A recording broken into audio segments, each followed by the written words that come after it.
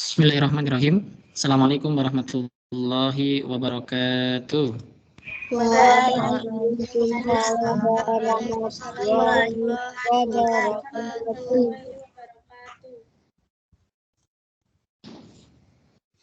Apa kabar anak kalian? Alhamdulillah sehat. Alhamdulillah sehat. Kita lanjut ke materi PAI ya.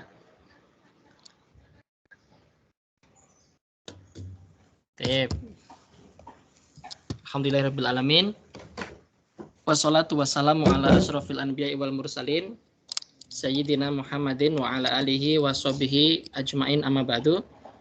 Lebih afdolnya mari kita mulai bersama-sama materi kita pada pagi hari ini dengan membaca Al-Basmalah. Bismillahirrahmanirrahim. Ustadz sambil cek ya, materinya sudah muncul atau belum? Sampun. Sudah. Kita akan lanjutkan materi pagi hari ini dengan judul Toharoh. Toharoh.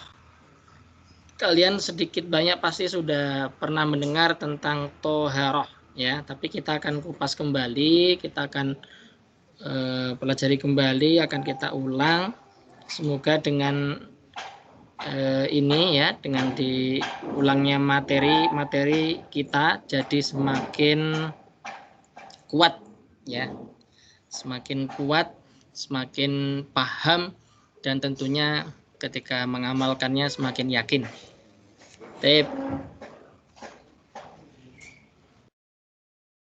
Nah ini toharoh ya. Toharoh itu menurut bahasa Arab artinya suci atau bersih ya, suci atau bersih itu secara bahasa. Kemudian secara istilah adalah menyucikan badan, terus kemudian juga pakaian, tempat ya. Jadi tidak hanya badannya saja, pakaian juga, tempat juga. Dibersihkan dari apa? Dari najis, dan setelah itu menyucikan diri dari hadas. Nanti ada penjelasannya apa itu najis, apa itu hadas. Allah Subhanahu wa taala berfirman, "Innallaha yuhibbut tawwabina wa yuhibbul mutatahhirin." Sungguh Allah menyukai orang yang taubat dan menyukai orang yang menyucikan diri. Nah, sekarang kita akan bahas tentang hadas. Hadas dan cara menyucikannya. Hadas adalah suatu kondisi di mana seseorang dalam keadaan tidak suci menurut ketentuan syara atau syariat, yaitu tata aturan hukum Islam. Nah, hadas ini dibagi jadi dua. Jadi kalau orang yang sedang berhadas berarti dia sedang tidak suci, ya. Dia harus mensucikannya terlebih dahulu, membersihkannya terlebih dahulu. Maka hadas ini dibagi jadi dua macam, yaitu hadas kecil dan hadas besar. Dan ini adalah hadas kecil. Hadas kecil merupakan hadas yang disebabkan oleh keluarnya sesuatu dari dubur dan juga dari kubul. Dubur itu belakang ya, anus, dan kubul itu kemaluan. Kemudian menyentuh dubur dan kubul dengan telapak tangan. Hilang akal karena tidur atau epilepsi. Epilepsi itu penyakit ayan, bukan aryan loh ya, tapi ayan. Ayan itu gangguan sistem syaraf akibat pola aktivitas listrik otak yang tidak normal. Jadi dia itu sok kadang kejang-kejang, kemudian hilang kesadaran, orang yang penyakit ayan. Terus kemudian juga gila dan juga mabuk. Lalu bersentuhan antara kulit perempuan dan laki-laki yang bukan muhrimnya. Nah, kalau terkena dengan hadas kecil, bagaimana cara menyucikannya? Ya berwudu, ya, atau tayamum kalau misalkan tidak ada air untuk berwudu. Lalu kita masuk ke pembahasan hadas besar. Hadas besar itu lawan kata dari hadas kecil. Adalah kondisi hukum di mana seseorang sedang dalam keadaan janabah atau junub. Ya. Janabah adalah status hukum yang tidak berbentuk fisik, sehingga janabah tidak identik dengan kotor. Ya. Kalau hadas kecil kan kelihatan kotornya, ini tidak. Nah, hadas besar merupakan hadas yang disebabkan oleh hal-hal berikut. Nah, ini bagi yang sudah menikah ya, berhubungan suami istri, kemudian juga datang bulan atau haid bagi wanita, keluarnya darah nifas bagi wanita. Darah nifas itu darah yang keluar setelah melahirkan ya. Kemudian juga melahirkan, keluar mani bagi laki-laki dan juga meninggal dunia. Nah, orang-orang yang semacam ini mereka dihukumi hadas besar dan cara menyucikannya dengan cara mandi wajib. Ya, mandi wajib. Kalau misalkan tidak ada air di daerah tersebut, ya dia tayamum. Cukup tayamum saja, tidak perlu mandi pakai debu, ya. Nanti saya sedang junub, kemudian saya nggak ada air, ya sudah kalau begitu kamu gulung-gulung di pasir atau gulung-gulung di tanah, ya nggak begitu ya, tapi tayamum saja. Tapi jika ada lalu menemukan air, ya maka dia harus segera mandi. Paham ya? Fahimtunna? Fahimna. Mohon maaf ya, ada suara soundtracknya di luar, jedak-jeduk rame. Nah, sekarang tadi kita bahas hadas, sekarang bahas najis. Najis dan juga cara membersihkannya atau menyucikannya. Apa itu najis? Najis itu adalah suatu benda kotor yang menyebabkan orang tidak suci. Ya. Seperti apa? Seperti kotoran manusia, kotoran hewan, bangkai, darah, nanah, miras, anjing, babi. Nah, kalau benda-benda itu kotor ya, terus kemudian mengenai kita, nah itu kita tidak suci atau kita terkena najis. Maka karena kita terkena najis, ya harus disucikan, harus dibersihkan. Begitu. Ya, jadi kalau kita terkena kotoran, baik itu manusia, hewan, kena bangkai, kena darah, nanah, miras, anjing, dan babi, ya harus disucikan. Karena itu najis. Najis itu sendiri dibagi menjadi 3 macam. Najis mukhaffafah, najis ringan. Najis mutawassithah, yaitu najis sedang. Dan najis mughalladzah. Ini mughalazah, tapi bacanya mughalladzah. Saya ulangi ya, najis mukhaffafah, najis mutawassithah, dan najis mughalladzah. Kita akan jelaskan satu persatu. Najis mukhaffafah.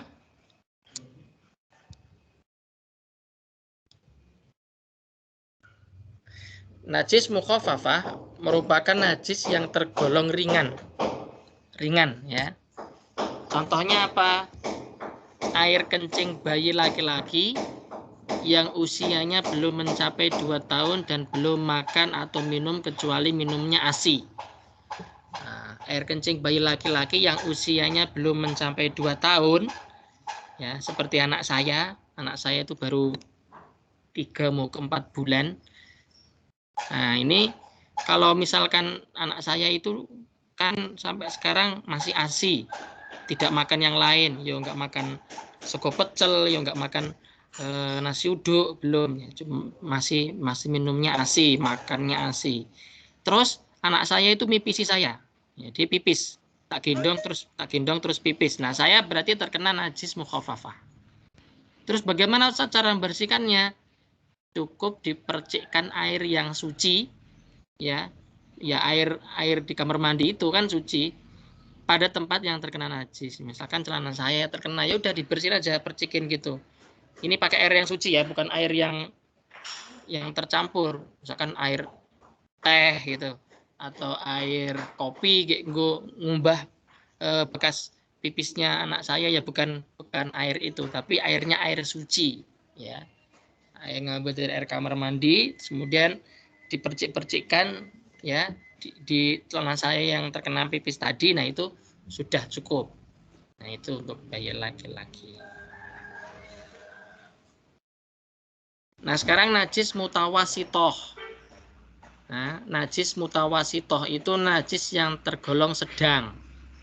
Kebanyakan najis yang tergolong dalam jenis najis mutawasitoh itu seperti darah, kemudian nanah, kotoran manusia atau kotoran binatang, muntah-muntahan, bangkai, minuman yang memabukkan, ya.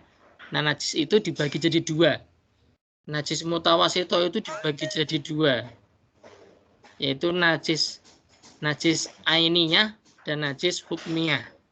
Ini berarti PABB kita sedang belajar fikih, ya.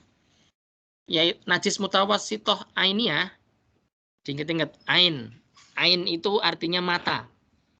Berarti najis mutawasito ainiyah itu berarti najis yang dapat diketahui dengan panca indera kita. Yo, seperti ketahuan warnanya, bentuknya, baunya, rasanya. Nah, itu terdeteksi dengan indera kita. Ya, misalkan pipis, bentuknya ada air itu kan, baunya juga pesing gitu kan. Atau tadi muntah-muntahan bentuknya juga ada. Ya. Baunya juga ada, bangkai. Nanah juga baunya ada, rasanya siapa yang mau coba rasanya nanah darah kotoran itu kan nggak ada. Pokoknya najis mutawasitoh yang ainiyah itu yang bisa dideteksi, diketahui oleh indera kita, ya. Nah, cara mensucikannya bagaimana, Ustadz? Dicuci dengan, aduh tertutup, bentar ya.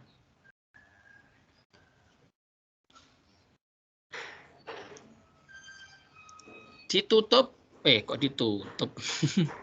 Dicuci dengan air yang mengalir sampai hilang warna, bentuknya, baunya, dan rasanya. Misalkan kalian kukur-kukur, garuk-garuk, loh ternyata kukur-kukurnya itu bekas luka, tapi bukan luka dalam hati, ya. Kalau luka dalam hati nggak bisa digaruk-garuk. Nah, lukanya itu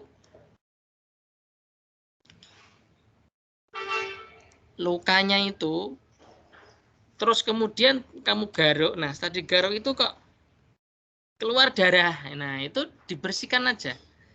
Ini kan kelihatan bentuknya darah, baunya juga sedikit amis.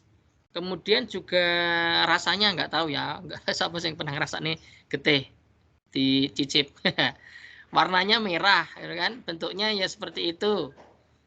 Atau kalau yang laki-laki bal-balan, kemudian kok misalkan salah tendang, kudu nendang bal malah nendang bature atau malah nendang paping gitu kan, lalu berdarah itu kan.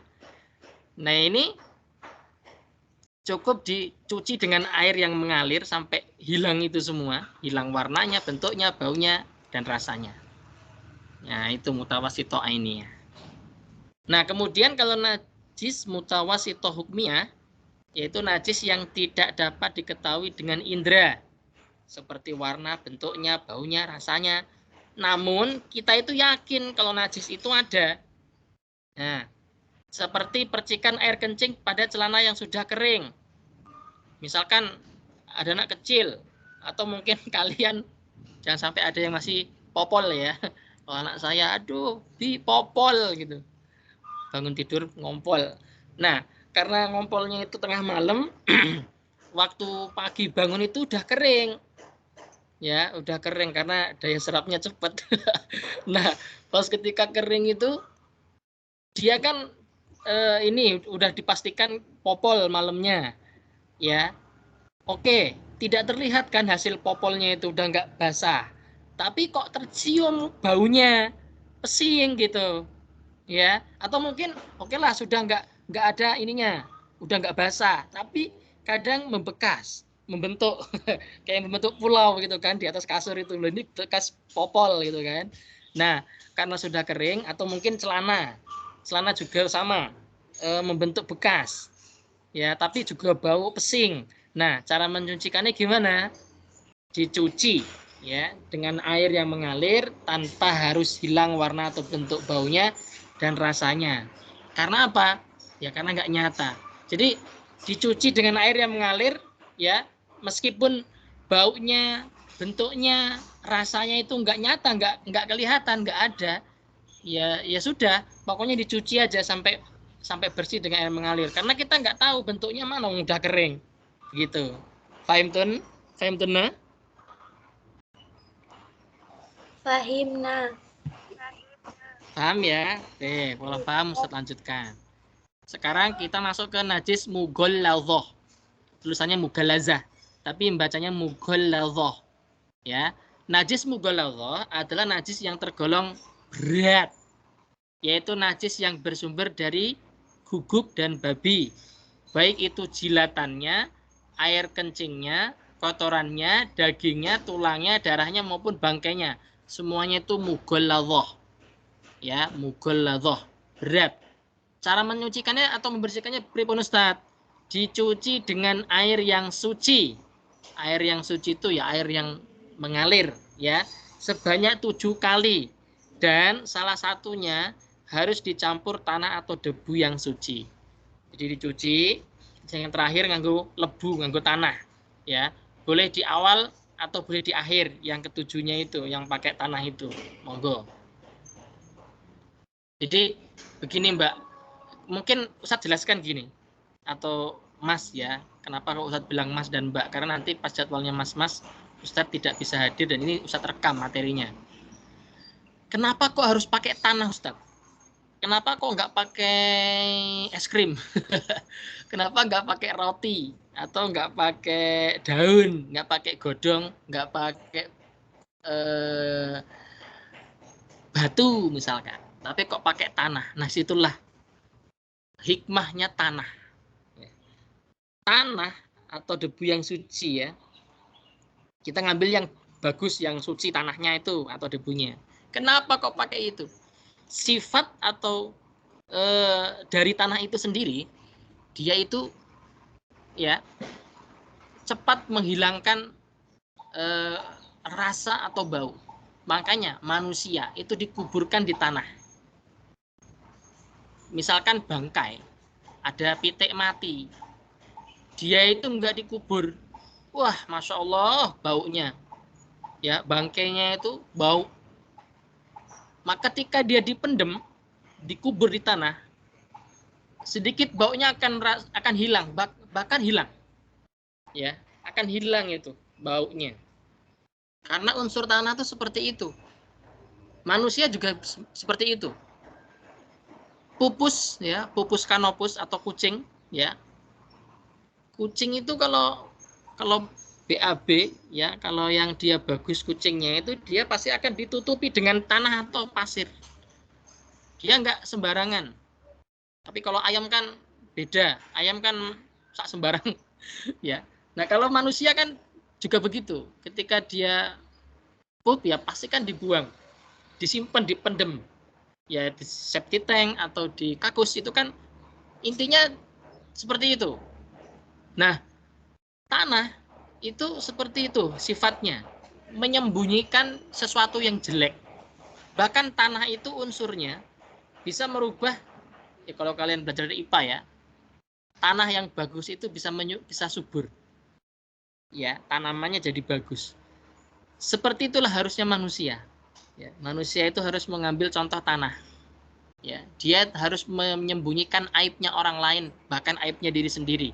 Dipendem jauh-jauh, dipendem jero. Jangan membuka aib sendiri, apalagi membuka aibnya orang lain. Nah, itu sifatnya tanah. Nah, itulah kenapa kok ketika kita membersihkan najis mughalladhah, ya, najisnya guguk, najisnya babi, baik itu jilatannya, air kencingnya, kotorannya, dagingnya, tulangnya, darahnya maupun bangkainya harus dicuci 7 kali dan salah satu diantaranya harus dicampur dengan tanah atau debu. Biar memang betul-betul najisnya itu lengket, kelet, nempel ke tanah dan terbuang. Nah, itu ya. Fahimtum? Fahimtunna? Fahimna. Fahimna. Ternyata di luar kok berisik ya. Ada suara mobil. Baik. Saya lanjutkan. Nah, ini perbedaan hadas dan najis. Nah, ini ya. Sudah dibuat skema. Materinya juga sudah Ustadz save di file channel PABB kelas 7. Kalian boleh menengok di sana ya. Perbedaan hadas dan najis. Hadas itu ya berupa perbuatan ataupun tindakan. Contohnya buang air kecil, buang angin, buang air besar, menyentuh kemaluan, dubur ya. Tidur, mengeluarkan darah haid atau petang bulan dan nifas. Pembagiannya ada hadas besar, ada hadas kecil. Cara menyucikannya ada wudhu, ada tayamum, dan juga ada mandi wajib. Tadi sudah kita bahas. Ini ringkasan saja. Najis, ya, itu berupa benda di luar tubuh. Contohnya air kencing, nanah, darah, termasuk darah haid, kotoran kucing, bangkai, dan sebagainya. Pembagiannya dibagi 3, ada mukhafafah, ada mutawasito, ada mughaladzah. Yang mutawasito tadi dibagi 2, ada mutawasito ainiyah dan mutawasito hukmiyah. Cara menyucikannya bagaimana? Dicuci dan dibersihkan sesuai tingkat najisnya. Tadi udah kita bahas. Nah, sekarang kita masuk ke wudhu. Allah Subhanahu wa taala berfirman di dalam Al-Qur'an surat Al-Maidah ayat 6. Kalau kita mau sholat, ya, maka basuhlah wajahmu dan tanganmu sampai ke siku. Nek perlu jangan sampai siku pas, dilebihkan dikit, ya, dilebihkan sedikit, jangan sampai siku pas, tapi lebihkan sampai di bawahnya ini, ya, biar semuanya terkena. Dan sapulah kepalamu atau usaplah kepalamu dan basuh kedua kakimu sampai kedua mata kakimu. Kedua mata kakinya harus terbasuh. Yang belakang itu di atasnya tumit itu juga harus terbasuh. Kalau nggak terbasuh nanti bahaya.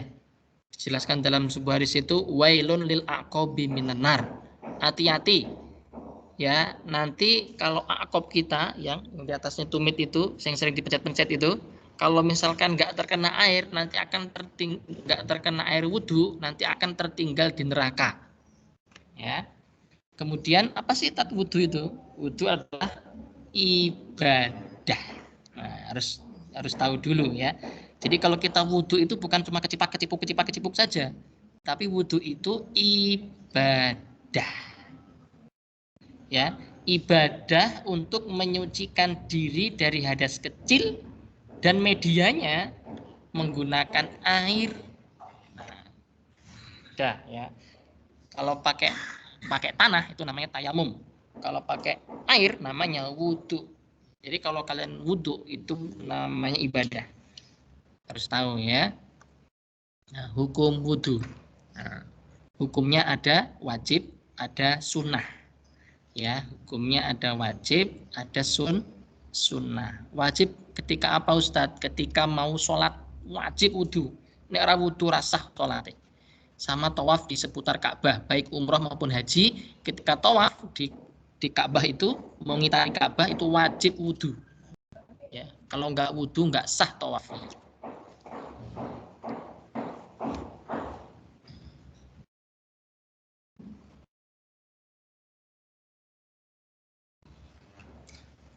Kemudian hukum wudhu bisa juga sunnah, ya. Sunnahnya pas apa Ustadz? Ya, sunnah itu kalau dikerjakan boleh, nggak dikerjakan boleh. Boleh malah dapat pahala. Kalau nggak dikerjakan ya ora dosa. Silakan. Ya, kalau pengen dapat tambahan pahala ya lakukan sunnah. Ya, meskipun itu kan cuma sunnah. Oke, meskipun cuma sunnah, tapi tetap ditindakno lebih bagus. Nah, mengulangi wudhu untuk tiap sholat. Misalkan gini, maghrib wis wudhu, kemudian nunggu isya urung batal, karena dari maghrib sampai isya itu ndares Quran, murojaah Quran, urung batal. Kemudian kamu kok pengen mengulangi wudhu lagi, ya nggak apa-apa, lebih bagus seperti itu, nggak apa-apa. Tapi kalau misalkan, saya kan masih punya wudhu, saya tadi nggak kerasa buang angin, jadi saya mau sholat langsung, oke, nggak apa-apa. Tapi kalau misalkan ngulang lagi, dapat pahala sunnah. Yang kedua, menyentuh kitab-kitab syariah, ya, seperti tafsir, hadis, akidah, fikih. Memang bukan Al-Quran, ya, bukan mushaf Al-Quran. Tapi kalau menyentuh kitab-kitab ini, kitab-kitab yang di dalamnya ada ilmu syariah, itu malah lebih bagus dan mendapatkan hukum sunnah, maka dia dapat pahala sunnah. Nah, ketika akan tidur juga berwudu, dapat pahala. Sebelum mandi boleh berwudu dulu, sebelum mandi besar atau junub atau janabah boleh. Ketika marah berwudu boleh. Ketika membaca Al-Quran harus kalau bisa. Ketika melantunkan adzan iqamat kalau bisa wudu dulu, ya, sunnahnya wudu dulu. Jadi kalau mau adzan, mau qomat, yang laki-laki ya sunnahnya wudu dulu. Zikir, khutbah, ziarah ke makam, usahakan wudu dulu. Ini sunnahnya saja. Fahimtum? Fahimtunna? Fahimna. Alhamdulillah. Lanjut ya. Bentar, Ustadz lihat jam dulu. Ini materinya sangat mudah ya. Sampai jam berapa Ustadz Aryan mengajar? Ya, sampai jam 8.50. Rukun wudhu. Nah, jenengi rukun itu nggak boleh ditinggal no. Nek ditinggal nggak sah. Ya, rukun iman, rukun Islam. Rukun iman ada 6. Nek 6 itu nggak ada, berarti dia rukunnya cacat. Berarti ora sempurna imane. Nah, begitu kan?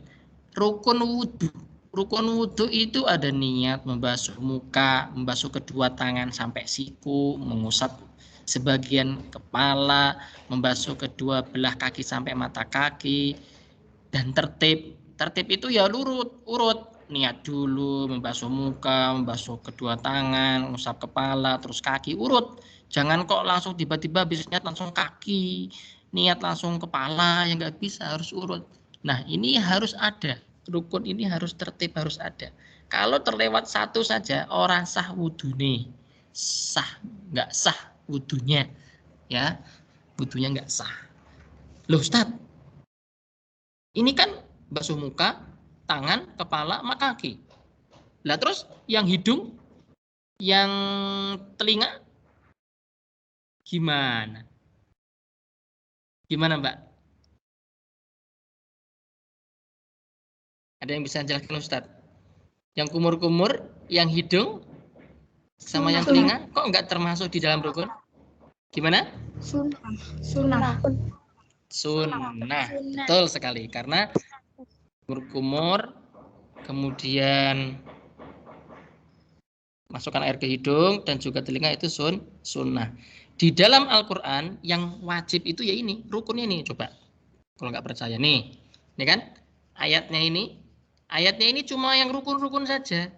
Loh Ustadz, kalau yang untuk berkumur-kumur, untuk yang hidung, kemudian yang telinga itu di mana dalilnya? Itu dalilnya ada di dalam hadis Nabi.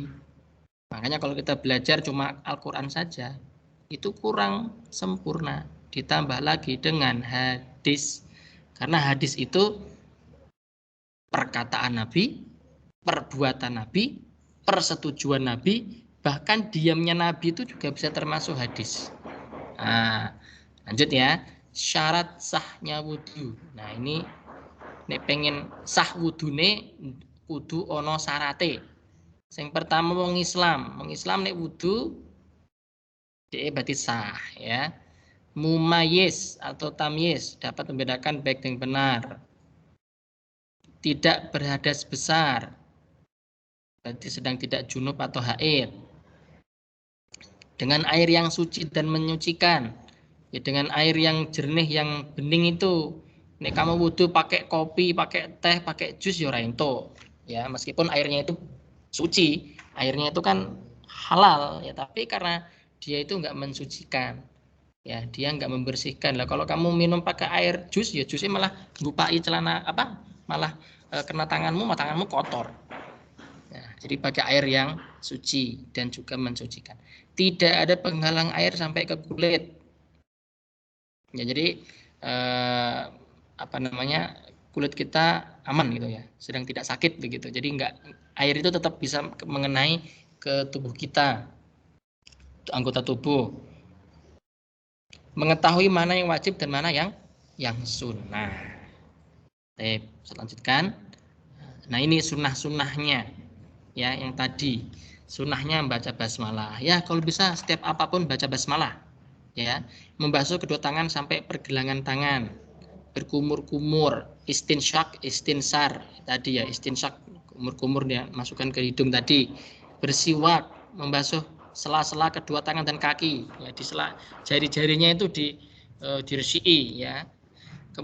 Kemudian meresapkan air ke jenggot apabila punya jenggot. Yang punya jenggot kayak saya saat ini kalau misalkan terlihat videonya, nih ini digini-giniin di sela-sela gini biar jenggotnya pun kena basah air wudhu ya. Kalau jenggotnya panjang ya lumayan panjang juga nanti. Itu tapi cuma sunnah ya, tidak wajib.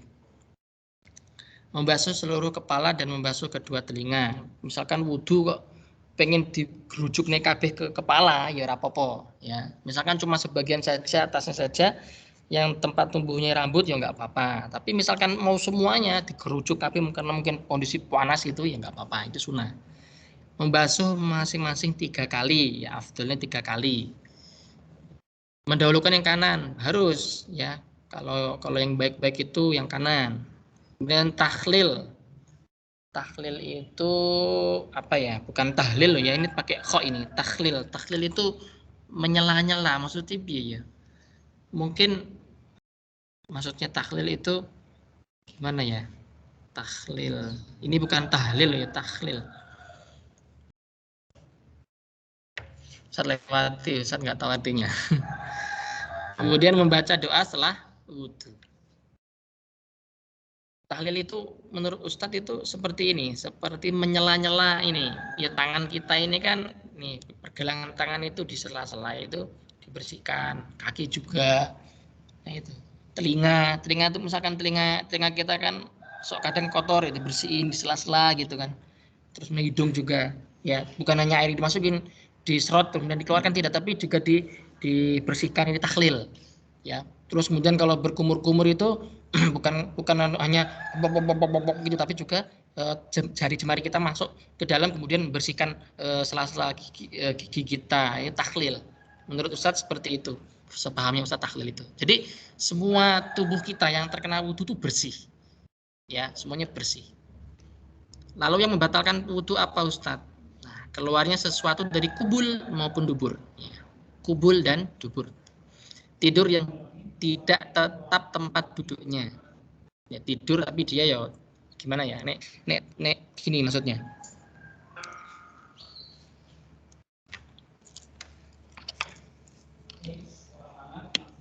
Tidur yang tidak tetap tempat duduknya berarti dia tidur tapi sok kadang berbaring, kemudian tidak duduknya itu enggak diem gitu. Nek misalkan duduk yang sehingga menutup lubang anus ya, sehingga lubang anusnya itu tidak terbuka, maka dia ketika tidur itu tidak membatalkan wudhunya. Misalkan orang ketika sholat Jumat saking capeknya ketiduran, nah tidurnya itu tidur seperti tidurnya duduknya seperti duduk sila, kan otomatis otomatis lubang anusnya kan tertutup. Misalkan dia kentut, daud pasti akan terasa dan akan bunyi, bahkan dia akan bangun. Nah yang seperti itu tidak membatalkan wudhu ya. Tapi kalau tidurnya itu ya sok kadang tidurnya duduk kemudian berbaring, nah itu ketika berbaring kan nggak tahu kentut itu kan. Contoh aja ya, ketika kita sedang tidur ada teman kita yang kentut, posisinya kan sedang tidak duduk. Nah yang semacam itu kan membatalkan wudhu. Tapi ini pas lagi duduk ya, duduk kayak orang sedang sholat Jumat itu nunggu ini khutbah ya, sedang khutbah kok kemudian capek sekali sampai dia tertidur, bukannya untuk tidur ya, tapi dia tertidur. Nah, kemudian pas ketika duduk kok duduk gitu kan, nah dia biasanya terasa, nah, itu batal wudunya. Kalau misalkan nggak keluar ya berarti nggak batal. Hilang akalnya atau majnun ya, atau crazy, nah iya caranya hilang akalnya, nggak perlu dikasih tahu caranya ya. Pingsan, orang-orang pingsan itu banyak sebabnya. Mabuk, tidur nyenyak, lelap, angler, nah itu wudunya batal. Malam tidur, sebelum tidur wudu dulu. Habis itu dia tidurnya angler banget, bahkan sampai ngeces gitu misalnya. Kemudian bangun, dia udah batal wudunya. Jadi nggak punya alasan, loh saya sebelum tidur tadi udah wudu kok, berarti saya subuh ini langsung sholat aja, nggak usah wudu. Nah itu nggak boleh, sudah batal wudu nih, soalnya tidurnya nyenyak sekali. Kemudian bersentuh kulit antara pria dan wanita, batal ya.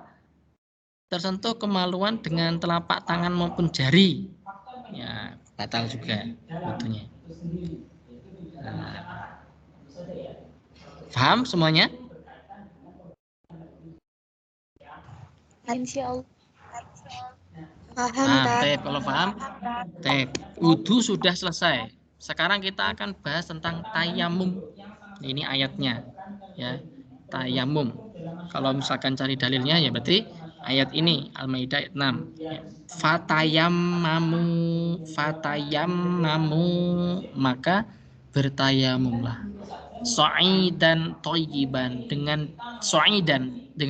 debu, debu, ya, debu yang thayyib, yang baik, yang suci, bukan yang terkena kotoran ataupun najis. Terus yang dibasuh ketika tayamum apa aja Ustaz? Cuma 2 ini aja.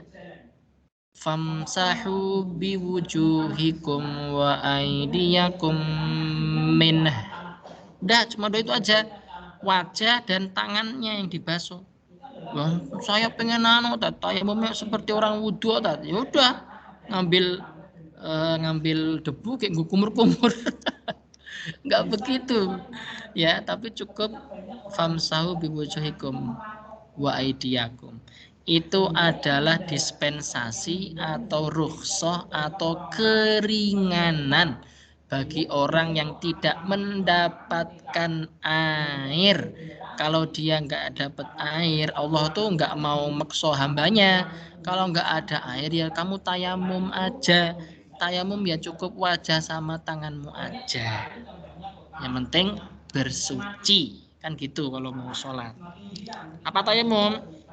Tayamum itu bersuci dengan debu yang diusapkan ke muka dan kedua tangan sampai siku dengan beberapa syarat yang telah ditentukan sebagai pengganti wudhu. Ya, jadi tayamum itu pengganti wudhu atau mandi wajib. Nah, rukunnya harus ada niat. Apapun harus kudu ada niat. Nawaitu tayamum lillahi ta'ala. Udah cukup gitu aja ya. Niat, kemudian menyapu muka dengan debu, menyapu kedua tangan sampai siku dengan debu, tertib ya. Kalau kalian pengen tahu cara tutorial tayamum, banyak sekali, cek di YouTube, banyak tutorialnya ya. Sunah-sunahnya baca basmalah, meniup debu dari telapak tangan, tiup ya, kemudian mendahulukan anggota yang kanan ke kiri, baca doa. Hal-hal yang membatalkan. Jadi tayamum itu juga bisa batal meskipun bukan pakai air. Nah, apa yang membatalin? Melihat air sebelum sholat, kecuali yang bertayamum karena sakit. Ya, kalau orang sakit yang tidak boleh kena air, atau dia kalau sakit harus ke kamar mandi nggak mampu, ya cukup tayamum saja.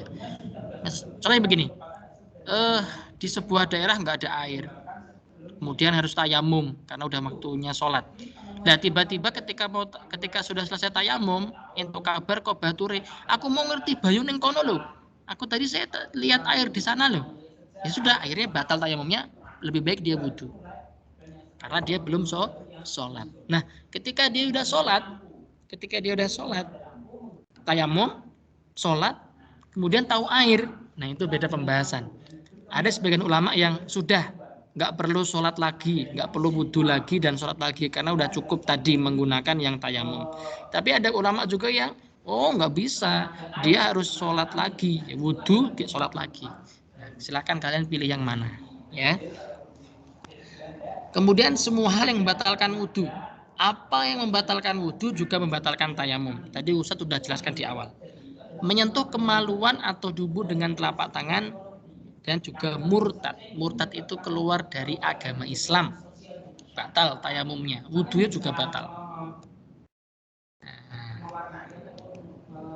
Dan mandi wajib. Ini mandi wajib ini bagi siapa? Ya, jika kamu junub. Ya, jika kamu junub. Junub itu disebabkan karena apa? Ya.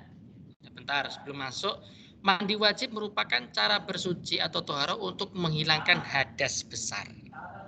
Nah, hadas besar. Khusus mandi junub itu untuk yang berhadas besar. Kalau berhadas kecil nggak usah. Apa sih? Ya? Hadas besar itu atau siapa yang harus mandi wajib atau mandi janabah? Orang yang sudah menikah, yang setelah berhubungan suami istri. Orang yang haid ketika sudah selesai haidnya, ya dia harus mandi besar. Keluarnya darah nifas bagi wanita, ya setelah melahirkan itu kan darahnya keluar, ya. Kemudian beberapa waktu sampai darahnya yang di dalam itu keluar sampai bersih, nah itu masih darahnya masih keluar. Nah, oke, dia juga mandi, tapi nanti pas ketika darahnya sudah habis, ya sudah habis. Untuk kembali kepada suci dia harus mandi janabah. Melahirkan, ya, keluar mani, ya, meninggal dunia itu harus mandi besar, mandi wajib. Rukunnya ini nggak boleh ditinggalkan ya. Niat, penting niat. Kemudian juga tata caranya, ya, mengalirkan dan membasuh air ke seluruh tubuh, ya, ke seluruh tubuh. Nah, sunah-sunahnya, ya, baca bismillah pada permulaan mandi, mencuci kedua tangan dan kaki, mencuci dua kemaluan, membersihkan najis di sela-sela rambutnya. Tahlil tadi itu artinya menyela-nyela, ya. Sela-sela rambut, membasahi seluruh badan. Kalau perlu, ya, kalau bisa orang yang mandi wajib itu wudhu dulu, ya, wudhu dulu sebelum mandinya. Kemudian menggosok badan hingga bersih dari segala kotoran, mendahulukan yang kanan, termasuk gerujuk banyu pas mandi itu yo kanan sih, ya, 1, 2, 3 kanan dan baru kiri 1, 2, 3. Kalau kita kan nggak piur kadang ember-embering suntak nih piur gitu kan. Kalau misalkan mandi di kolam atau di sungai piur langsung jebur gitu kan. Nah ini utamakan yang kanan dulu, ya, utamakan yang kanan dulu sampai 3 kali, ya kan, membasuh badan sampai 3 kali. Membaca doa, ya seperti membaca doa sesudah wudhu dan tertib. Ustadz. Sunah-sunah mandi wajib, ya. Gimana? Afwan. Sudah habis Ustadz. Waktu sudah habis Ustadz. Oh lebih iya. 10 berarti sudah habis. Oh iya, betul. Alhamdulillah waktu sudah habis. Terima kasih loh ya sudah mengingatkan. Nek radio ingatkan nanti sampai terakhir materinya. Terima kasih sudah mengingatkan dan antum berarti sekarang istirahat ya. Berjemur di tempatnya masing-masing. Ini ada larangan bagi orang yang udah besar nggak boleh ngapain. Nah, ini tata caranya mandi wajib. Kemudian manfaat toharoh dalam kehidupan. Ya, dan selesai. Wah, dikit lagi selesai materinya padahal. Udah nggak apa-apa ya. Nah, ini manfaatnya. Saya bacakan terakhir. Kenapa kok harus ada toharoh? Kenapa kok harus ada bersuci dalam kehidupan kita itu? Ya supaya kita orang muslim itu menjaga kebersihan dan kesucian. Karena Allah itu suka kepada yang suci dan bersih. Kalau kita bersih, kita suci, kita tuh pede. Kumpul dengan orang-orang tuh pede. Misalkan ya, kamu mau ikut hadir dalam sebuah acara, kamu mandi, kamu akan pede, kamu bersih, kamu wangi. Tapi bayangkan kalau kamu misalkan sebuah acara kamu nggak mandi, ya bau kelek, ya, bau kecut, bajunya juga kotor, udah kamu nggak pede, minder pasti. Dan tentunya semata-mata apa yang kita lakukan dalam kebersihan dan kesucian itu karena ingin mendapatkan pahala dari Allah. Terima kasih. Alhamdulillah materinya sudah selesai. Dan karena sudah selesai, kita cukupkan sampai di sini. Kita tutup bersama-sama dengan membaca Alhamdulillah. Alhamdulillahirabbil alamin. Doa kafaratul majlis. Subhanakallahumma wa bihamdika asyhadu an la ilaha illa anta astaghfiruka wa atubu ilaik. Baik. Terima kasih. Waalaikumsalam. Assalamualaikum warahmatullahi wabarakatuh. Waalaikumsalam warahmatullahi wabarakatuh. Dadah semuanya. Sehat-sehat selalu di rumah. Jaga diri baik-baik. Tat. Insya Allah, Tat.